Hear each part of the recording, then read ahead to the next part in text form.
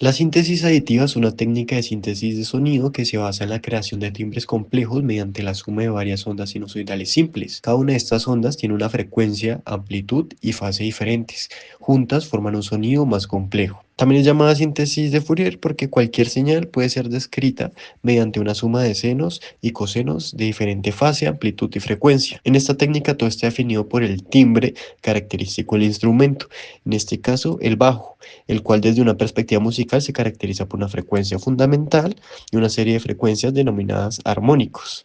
La frecuencia de cada armónico se define como un múltiplo de la frecuencia fundamental. Entonces, como podemos ver en este caso, tenemos un bajo y lo primero que hacemos es identificar la frecuencia fundamental. En este caso vemos que es un C0, un 2,0, aproximadamente 32,6 hercios, a una amplitud de 2,54 dB.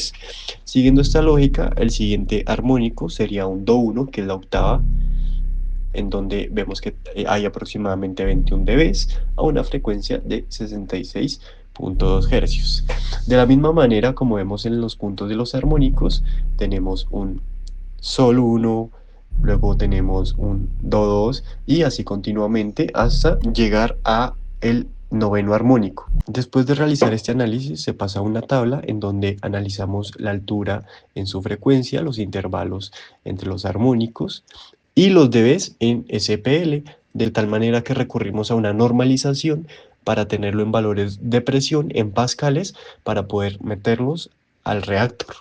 Entonces, como podemos observar, empezamos con la envolvente y con los parámetros que caracterizan a la envolvente, que son gate, attack, decay, sustain, release, el cual va multiplicada a la entrada de la amplitud de nuestro oscilador. En este caso lo tenemos en un nivel de pascales. Observamos que ponemos aquí cada intervalo en la fase y ponemos nuestro valor de amplitud en pascales para cada armónico que obtuvimos. Esto mismo va conectado a la amplitud de nuestros osciladores, asimismo como el note pitch va a la parte de la fase. Esta entrada de la fase va mediante una suma a la entrada del oscilador. Y como vemos, estas salidas conectan directamente a un sumador, el cual me va a mandar estas 10 señales a mi canal L y R, así teniendo el instrumento que deseamos. Ya cargando un C0, que es nuestra fundamental, en nuestro sintetizador, vamos a meternos al espectro. Como vemos, suena bastante parecido, tiene propiedades similares. Acá podemos ver los mismos armónicos. Claramente, entre más armónicos va a ser un sonido más fiel. Y aquí tendríamos los dos bajos, como se escucharía.